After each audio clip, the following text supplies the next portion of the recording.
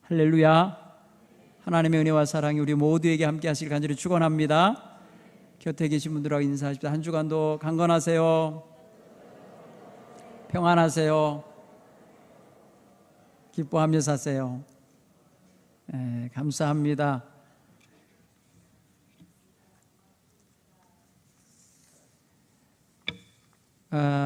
오늘 아침 여러분 뉴스를 들으셔서 아시겠지만은 이태원에서 어젯밤에 많은 젊은이들이 좁은 골목길에서 할로윈 축제를 하다가 그만 넘어져서 많은 사람이 압사당하는 일이 있었다고 합니다. 안타깝습니다. 주일날 아침에 접한 소식치고는 참 속상한 소식이었습니다. 특별히 오늘은 종교개혁 505주년이 되는 기념주일입니다. 그런 면에서 생각할 때 교회가 교회의 역할을 제대로 감당해야 하겠다고 하는 메시지를 받는 그런 아침이기도 합니다. 오늘 우리 사랑하는 젊은 세대가 저 외국에서 들어온 그 귀신 섬기는 그런 할로윈 축제 여기에 휩쓸려서 방향 모르고 또 목적도 없이 그저 육신의 쾌락을 즐기며 지내는 이런 현실을 보면서 안타까운 점을 느끼게 됩니다. 오늘 저와 여러분은 그런 면에서 우리의 다음 세대를 위해서 특별히 기도할 수 있게 되기를 바랍니다. 게다가 이번에 요 며칠 새에 또 코로나19가 많이 확산돼서 많은 성도들이 격리된 상태로 집에서 예배를 드리고 있는 현실을 지금 제가 알고 있습니다. 속히 이 모든 어려움에서도 벗어나게 되기를 간절히 기도해 주시기 바랍니다. 특별히 한 주간 동안 우리 교회는 축제를 준비하는데 하나님께 영광 돌리는 축제, 교회를 세워주신 하나님께 감사하고 우리 교회를 설립해 주신 하나님의 은총에 부응하여 찬양하며 응답하는 그러한 귀한 한 주간을 보내야 되겠습니다. 그런 면에서 여러분, 우리 모두가 하나님께 큰 영광 돌리는 그런 우리 성도 한 사람 한 사람의 위치를 잡게 되기를 바랍니다. 우리 교회 실제 생일은 11월 2일입니다. 이번 주 수요일이 되겠죠. 그런데 지방에 집회가 형성이 되고 그래서 한 주 뒤로 미뤄서 지금 하게 됐습니다만 오늘 우리 성도들 모두가 다 그런 마음을 가지시고 즐거움으로 하나님께 영광 돌릴 준비를 한 주간 잘 해주시기 바랍니다. 여러분, 오늘 우리는 그런 면에서 조금 하나님께서 우리에게 무엇을 바라시고 원하실까를 생각하고 우리 교회에 대하여 어떤 기대를 하고 계실까를 생각해야 되는 주일이라 생각합니다. 물론 교회에 대해서는 제가 다음 주에 더 이야기를 나누겠지만 오늘은 우리가 성도로서 교회의 지체들로서 하나님 앞에 어떻게 서야 합당할까 생각하실 수 있기 바랍니다. 모든 사람은 하나님 계획과 섭리 안에서 태어난다고 믿습니다. 하나님은 세상에 어느 누구도 까닭 없이 목적 없이 던져놓듯이 태어나게 하지 않는다고 믿습니다. 이 말은 다른 말로 표현하면 하나님은 모든 사람을 세상에 꼭 필요해서 태어나게 하셨다라고 하는 그런 믿음을 갖고 사람을 대한다는 것입니다. 그렇게 정의하고 나면 모든 사람이 다 소중한 분들입니다. 너무너무 소중한 분들이에요. 누구도 소홀히 여겨서는 안 되고 누구도 무시될 존재가 아니라는 것을 우리가 인식해야 될 줄 믿습니다. 하나님이 세상에 보내신 사람들이에요. 하나님이 세상에 태어나게 했고 하나님의 뜻을 그 삶 속에 담아서 보내주셨으니 하나님께 영광 돌릴 존재로서 대해줘야 하고, 그런 면에서 모든 사람은 존재의 가치가 있고 존중받아야 할 존재이고 귀중히 여김을 받아야 할 그런 사람들이라는 걸 우리가 인정하고 대해야 될 줄 믿습니다. 어느 사람도 자기를 무시하고 자기 존재 가치를 없이 여기고 자기를 홀대하면 다 기분 나빠요. 인격체이기 때문에 그래요. 그리고 실제로 하나님과 소통하고 있는 영혼이 있기 때문에 그렇습니다. 그런 면에서 우리는 자기 자신을 겸손히 낮추는 것은 좋으나 자기 존재 가치를 발견하지 못한 채 비하하고 살거나 자기 자신을 천대하거나 자기 자신을 아무것도 아닌 것처럼 무가치하게 여기는 태도를 가져서는 안 돼요. 내 비록 병들고 내 비록 못 배우고 내 비록 늙었을지라도 나는 하나님 앞에 존귀한 자다라고 하는 자의식을 꼭 가질 수 있기를 간절히 축원합니다. 하나님은 어느 민족이라든지 어느 족속이라든지 아니면 어떤 특정한 사람들을 택해서 특정한 사명을 맡기시기도 하지만 모든 사람들을 택한 받은 사람들처럼 존귀하게 여기며 그들 모두에게 하나님의 뜻을 이루며 살길 기대하십니다. 여러분, 이스라엘 백성들은 하나님 앞에서 하나님이 열방 가운데서 자기들을 택하여 하나님 소유로 삼았다고 하는 자의식을 가졌어요. 성경의 기록을 보면 그들이 하나님께로부터 택함받았다고 기록을 하고 자자손손 그 성경을 읽고 배우고 그렇게 마음에 새기고 삽니다. 택함받았다는 선민의식을 가지고 있었다는 거예요. 굉장히 중요한 자의식을 가지고 있는 거예요. 민족 정신이 된 거예요. 그렇기 때문에 그들은 열방 가운데서 어디를 가도 하나님 백성이라는 자긍심과 자부심을 가지고 살아낸 거예요. 나치 치하에서 수백만 명이 가스실에 끌려가 죽음을 당하면서도 그들이 하나님 백성으로서의 자신들의 자의식을 포기하지 않고 버리지 않았다는 것이죠. 이스라엘 백성, 구약의 백성만이 아니고요, 지금 현대에 살고 있는 백성들까지도 그러한 분명한 자기 정체성을 가지고 있어요. 자기들의 존재할 이유를 알고 사는 사람들이라는 면에서 우리가 본받아야 할 면이 있는 거예요. 어떤 사람은 내가 진짜 재수가 없어서 세상에 태어났다고 말하는 사람도 있어요. 복이 없이 태어났다고 말하고 내가 진짜 이 세상 난 나오고 싶지 않았는데 왜 나왔는지 모르겠다고 하면서 힘들어하는 사람들도 있어요. 철없을 때는 어머니 아버지인데 나를 왜 낳냐고 이렇게 말할 때도 있어요. 그러나 철들어서 믿음 지키며 살다 보니까 내가 그냥 태어난 게 아니라는 걸 알아요. 하나님이 나의 생명의 주인이신 걸 알기 때문에 하나님의 뜻에 의하여 내가 세상에 났다는 것도 알아요. 이런 자의식을 갖기 시작하면서 하나님과의 관계가 깊어지고 발전하게 되는 거예요. 이스라엘 백성 가운데는 또 레위 지파 사람들이 하나님의 택함을 받았습니다. 특별히 택함 받은 국가 민족 속에 레위 지파는 특별히 하나님의 몫으로 선정이 됐다고 자의식을 가졌어요. 이스라엘 모든 남자 중에 장자를 대표해서 장자들을 대신해서 레위 지파를 구별하여 하나님의 몫으로 정하셨다고 성경은 기록하고 레위 백성들에게 그런 자긍심을 갖게 했어요. 너희는 이 온 백성들의 모든 가정에 큰아들을 대신하는 그런 족속이라고. 모든 집의 큰아들을 다 빼다가 하나님이 한데 모아놓으면 다 이산가족이 되잖아요. 그러니까 다른 가족들 다 놔두고 레위 족속을 통째로 하나님이 이스라엘 백성 12지파 가운데 11지파를 대신하게 했다는 거죠. 이런 자의식을 가지고 그들은 하나님의 성소를 섬겼습니다. 얼마나 불편하겠어요. 원하는 일을 하고 살아야 되는데 원치 않고 그냥 그 집안에서 태어났다는 이유로 거기 있어야 되는 거예요. 특히 남자들은 30살에서 50살 된 사람은요, 그 중에 끼어있는 사람들은요, 바로 하나님의 성소의 모든 잡무와 어려운 일들을 다 감당해야 했어요. 그런 거 하면은 그 속에서 레위 족속 가운데 또 선택받은 가정이 있어요. 이게 바로 아론의 가정이에요. 아론의 가정은 특별히 제사장의 가문으로 선정이 돼서 구별됐다고 그들은 자의식을 갖고 살아요. 그래서 일반인들과 섞이지 아니하고 일반인들 속에서 일반인들 같이 먹고 마시며 일반인들 같이 옷을 입고 일반인들과 결혼하고 일반인들 사는 마을에서 사는 게 아니라 딱 구별된 데서 그 울타리 안에서만 살게 되어 있어요. 결혼도 그 집안 식구들 그 집안 내에서 하게 되어 있어요.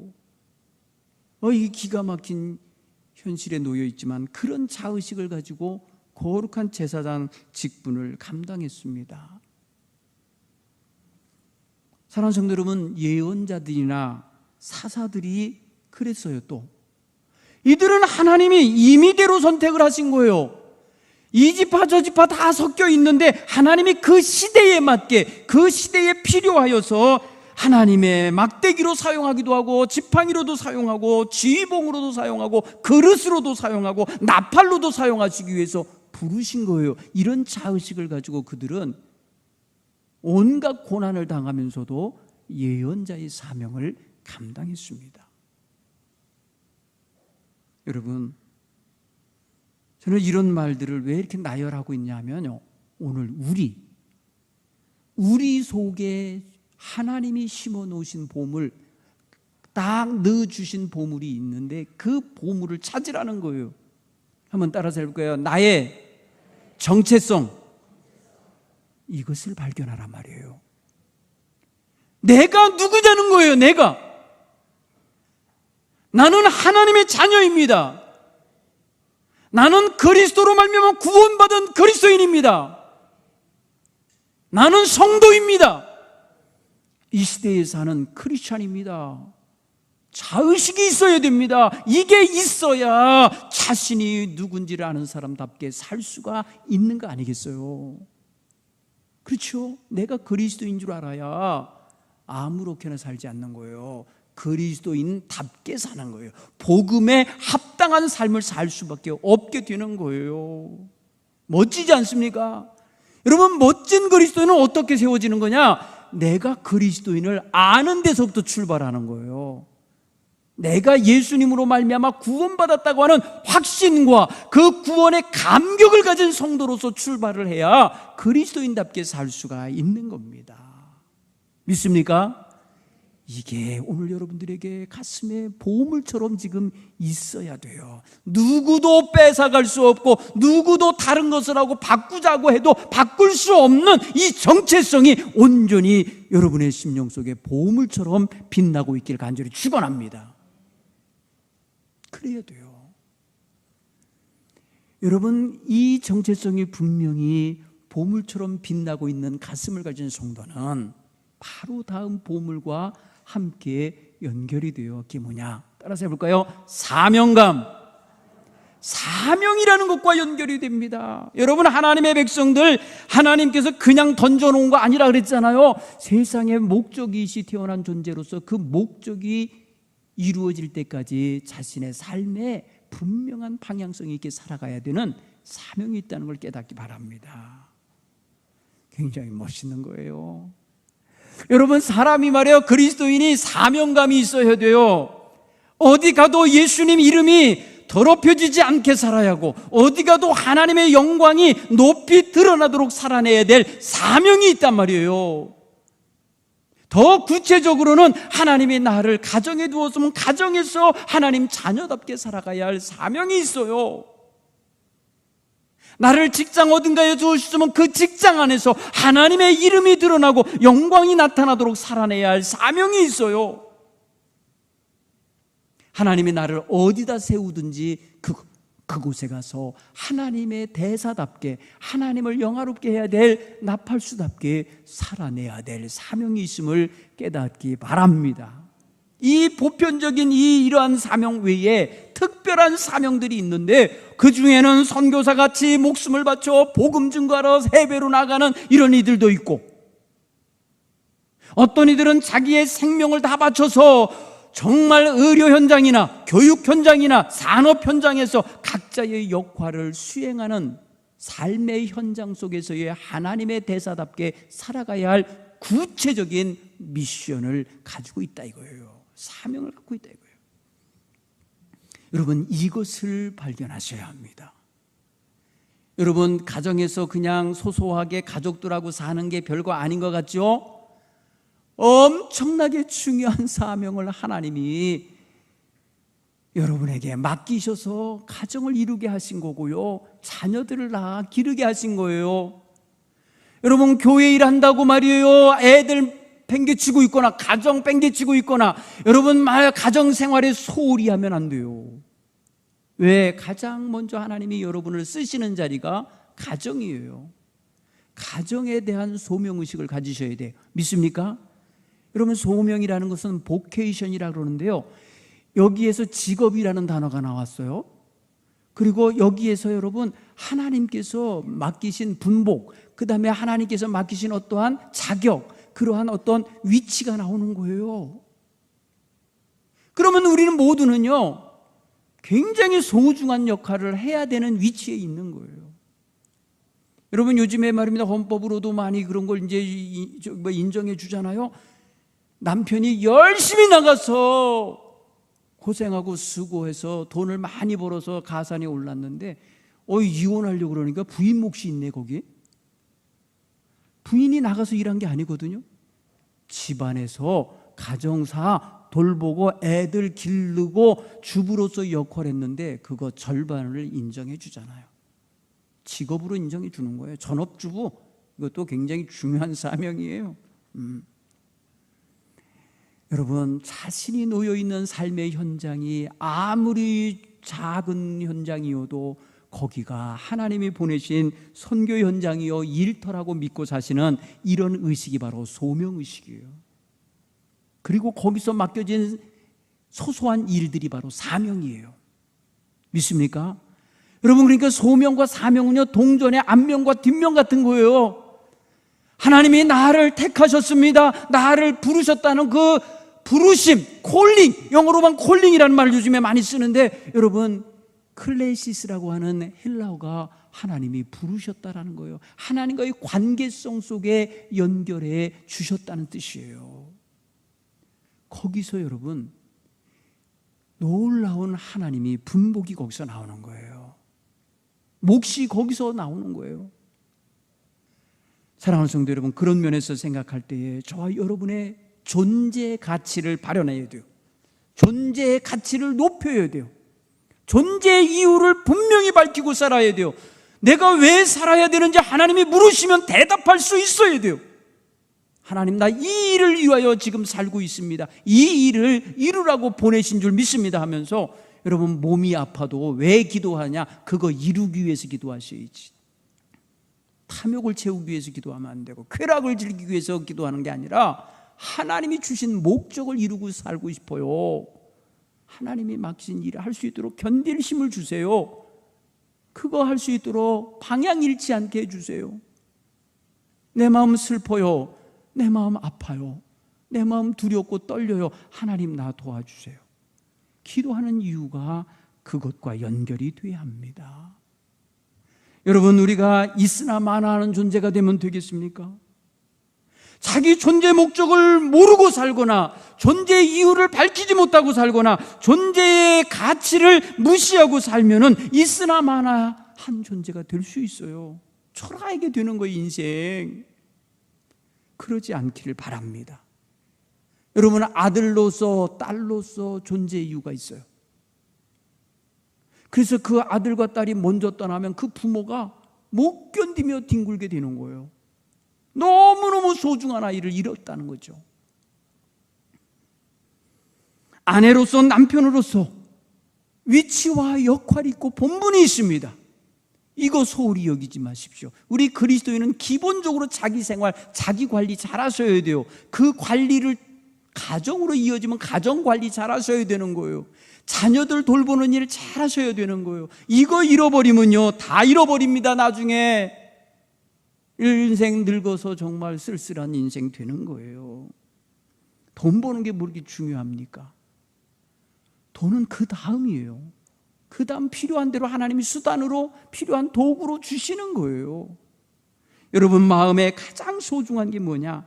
내가 왜 있어야 되는지, 내가 가장 하나님 앞에 해드릴 수 있는 게 뭔지를 찾아며 가는 게 이게 중요한 거예요. 그래서 자기 존재 이유가 그 사명이 연결되는 거예요. 사명이 되는 거고, 자기 존재 방식이 그것을 이루어가는 삶이 되는 거예요. 그러니까 진실하게 살고 정결하게 살고 다른 사람에게 용기와 희망을 주며 살고 다른 사람에게 복음에 합당한 삶이 뭔지를 전해주며 살 수 있는 그러한 놀라운 역사가 그 삶 속에 따라 들어가게 되는 거예요. 내가 내 존재의 의미를 모르고 내가 어떻게 살아야 되는지도 모르고 그때그때 다른 기준을 갖고 살다 보면요, 여러분, 그 어느 사람에게 도움을 주려고 다가갔다가도요, 오히려 면박당합니다. 너나 잘 살으라고, 네 인생이나 잘 살으라고 그런다고요. 사랑하는 성도 여러분, 그러나 자기 정체성이 분명하고 자기 사명이 분명하고 자기 소명의식이 있는 사람은요, 누구에게 그런 말 안 들어요. 그렇게 폄하당하거나 그렇게 무시당하거나 그렇게 형편없는 존재로 평가받지 않습니다. 우리 그리스도인이 누굽니까? 예수님의 피값으로 사서 구원해낸 하나님의 눈에 넣어도 안 아플 자녀 아닙니까? 예수님은 우리에게 말씀하시기를 너희는 세상의 빛이다, 너희는 세상의 소금이다, 엄청나게 멋진 이름을 붙여주셨어요. 그런데 빛이 빛을 내지 못하고 마치 기름 떨어진 심지에 불 꺼져가는 것 같은 그런 처지라면 어떻게 다른 사람을 밝히겠습니까? 자기 자신을 위해 기름을 먼저 채우는 일이 해야 되겠죠. 그런데 방향 모르고 살다 보면요, 목적 모르고 살다 보면 자기 불이 꺼져가고 있는지도 몰라요. 자기가 지금 어떤 상태인지를 진단도 못해요. 그냥 세상이 좋아하는 대로 어울려 살아주는 게 돼버리는 거예요. 그러면 오늘 우리는 그러면 안 된다. 우리는 목적이 있고 방향이 있는 사람들이라는 걸 깨닫기를 바랍니다. 하나님께로부터 왔으니 하나님께 갈 거거든요. 자, 출발점과 도착점이 나왔잖아요. 그러면 출발점에서 도착점으로 가는 동안에 세상을 거치는데 세상에서 어떻게 살아야 하나님 앞에 가겠는가가 나오잖아요. 하나님이 주신 목적을 이루고 가야죠. 오늘 예수님이 요한복음 17장 4절에 그렇게 이야기하시잖아요. 아버지 하나님께 뭐라고 그래요? 나 하나님 아버지가 나 보내시면서 맡기신 일을 다 이루어 드리오니 나를 영화롭게 하소서. 창세전에 아버지와 함께 누렸던 그 영화, 그거를 다시 누리도록 해주십시오 하고 마지막 고별 기도를 하시잖아요. 하나님이 보내주신 일을 이루셨다고 표현해요. 그게 뭡니까? 그게 바로 십자가로 가는 일이에요. 십자가를 지는 일인데 그거 받아들이신 거예요. 그리고 고별 기도를 하나님께 드린 거죠.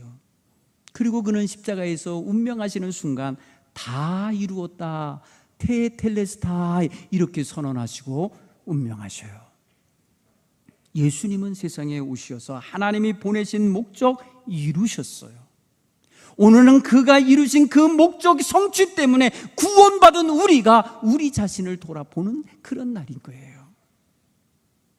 사랑하는 성도 여러분, 종교 개혁의 기치를 높이 쳐들었던 마르틴 루터가 당시 가톨릭에 속하여 있는 그 뭐랄까요, 수도원에 소속되어 있었던 그런 수도사로서 비텐베르크라는 지역에서 있었어요. 그런데 사람들이 그릇된 가치관을 전하는 사람들에게 휩쓸리게 되는데 바로 면죄부를 파는 사건이 벌어졌어요. 로마 가톨릭 교회가 면죄부를 팔아서 거기서 나온 수익금으로 로마의 교회를 짓는다는 명분을 갖고 성경에 있지도 않은 논리를 가지고 면죄부를 파는 거예요. 그 면죄부를 안 사면 지옥 간다고 무섭게 엄포를 놓은 거예요. 그러니까 백성들이 성경도 안 읽어봤어요. 성경에 뭐라고 기록된지도 모르고 있던 시대예요. 성경이 라틴어로 돼 있었기 때문에 일반 백성들은요, 성경을 만져보지도 못해요. 읽어볼 수도 없어요. 그러니까 얼마든지 속여먹을 수가 있었던 거예요. 근데 마르틴 루터는 라틴어 성경을 읽을 수 있었어요. 전혀 다른 것을 가르치는 거고 전혀 다른 논리를 가져다 대고 전혀 다른 구원관을 말해주고 있으니 기가 막히지 않아요? 일반 민초들이 말이에요, 두려워 떨며 그거 안 사면 안 되는 줄 알고 사러 가다가 그만 엘베강 얼음이 깨져서 말이에요, 그 겨울 강바닥에 그냥 깔려 죽었어요. 수많은 사람이 말이에요, 그 강에 빠져 죽었다는 거예요. 이 사실을 보며 루터는 분노했어요. 교회가 잘못된 논리를 가지고 잘못된 가르침을 가지고 성도들을 잘못된 대로 이끌어가고 백성을 잘못된 대로 이끌어가다가 결국은 구원은커녕 죽어버렸단 말이에요. 이런 불행한 사건을 놓고 분노하며 더 이상 이 교회가 이러면 안 되겠다 해서 개혁의 기치를 들고 95개 종의 반박문을 그 자기가 출입하는 교회 문에다가 공지한 거예요. 여러분, 그날부터 루터는요, 엄청난 공격을 당하고 엄청난 위협을 당하고 엄청난 생명의 지장을 받는 그런 위기에 몰리게 되죠. 보름스라고 하는 곳에 커다란 성당이 있는데 거기서 국제회의로 모였어요. 로마 교황청이 소집을 했어요. 그래서 이 루터를 소환해가지고 너 그동안에 말했던 거, 그동안 글 썼던 거, 그동안 외쳤던 거 다 여기서 취소해라. 잘못된 거라고 말해라. 그러면 너 살려줄게. 루터는 안 그랬어요. 루터는 나는 하나님 앞에 서 있다. 지금 마귀들이 이 성전 지붕 위에 있는 기와장만큼 그 숫자만큼 마귀가 들끓어도 나는 결코 굴하지 않으리라. 여러분, 그러면서 개혁의 기치를 계속해서 앞세우며 저항했던 거예요. 많은 백성들이 그의 생각에 동조했어요. 저항하는 무리들이 많아졌어요. 영주들도 많이 따랐어요. 그러니까 힘을 갖기 시작을 했어요. 그러자 로마 교황청이 그를 위협한 존재로 여기고 그를 파문하고요, 추방하여 어찌 되든지 상관하지 않도록 내쫓는 결론을 내리죠. 거의 사형 선고죠. 그렇게 돼서 쫓겨나고 있는, 철장에 갇혀서 쫓겨가고 있는 루터를 한 제후가, 프레드릭 제후가 그를 중간에서 납치하듯이 중간에서 구출에다가 자기 성에 숨겨놓고 살게 하면서 성경을 번역하기, 라틴어 성경을 독일어 표준 성경을 만들어낸 거예요. 독일인들이, 일반인들이 읽을 수 있는 언어로 성경을 번역하여 보급할 때에 많은 백성들이 깨닫게 됐어요. 많은 사람들이 눈이 뜨였어요. 성경의 가르침이 아닌 것에 우리가 속았다라는 걸 알았어요. 그래서 말이에요, 불붙은 장작에 기름을 끼얹은 것 같은 사건이 벌어진 거예요. 그래서 온 유럽으로 개혁의 불길이 번져가게 된 거죠. 그게 517년 10월 31일 날 있었던 일이에요. 그 이후에 벌어진 일들이에요. 여러분, 오늘이 그래서 그 기념주일로 우리가 삼고 있는 거예요. 오늘 우리 개신교인들은 이 세상에 잘못된 것에 저항할 수 있는 정신이 있는지, 내가 바른 길을 택하여 가고 있는지, 내가 바른 정체성을 세워놓고 살고 있는지 점검할 수 있는 이러한 복된 주일이 되기를 간절히 축원합니다. 하나님이 우리에게 맡기신 본분, 그 본분, 이것을 사명으로 여기고 살아갈 줄 알아야 돼요. 저와 여러분이 그런 면에서 오늘 깨어있는, 정말 깨어있는 성도들이 되시길 간절히 축원합니다. 내 탐욕에 사로잡힌 신앙인 되면 안 돼요. 내 그릇된 형식과 고집과 지금까지 살아왔던 어떤 자기 지식과 체험에 얽매여서 거기에 눌려 있으면 안 돼요. 하나님이 날마다 새롭게 하시는 그 은혜 속에 들어가셔서 날마다 성장하고 새로워지는 성도들이 되셔야 할 줄 믿습니다. 오늘 저와 여러분이 그걸 깨닫고 주 앞에 결단할 수 있기를 간절히 축원합니다.